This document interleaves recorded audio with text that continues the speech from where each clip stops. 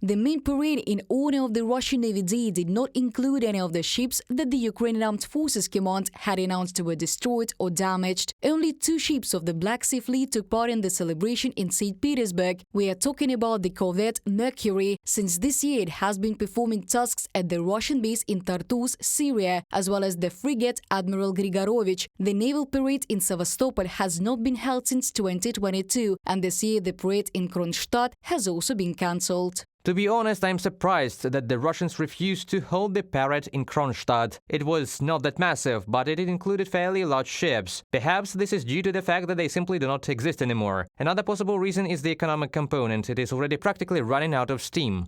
The parade included 20 surface ships and boats, 1 submarine and 4 sailing vessels. For comparison, in 2023, 45 ships took part in the main naval parade in honor of the Navy Day in St. Petersburg and Kronstadt. More than 40 ships took part in the parade in 2022, and a year earlier, over 50. Thus, according to the General Staff of the Armed Forces of Ukraine, since February 24, 2022, the Ukrainian Defense Forces have destroyed 28 Russian ships and boats, as well as 1 submarine.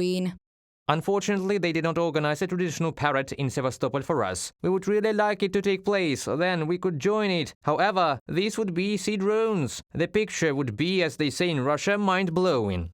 Russia used the celebration of Navy Day to show that it is successfully building a coalition of states opposing the West. This is stated in a report by the American Institute for the Study of War. Analysts point out that ships of the navies of China, Algeria and India took part in the parade on July 28th, and representatives of 31 states, in particular Azerbaijan, Venezuela, Vietnam, Cuba, Libya and Syria, participated in the events in St. Petersburg. After the parade, Putin met with foreign naval delegations.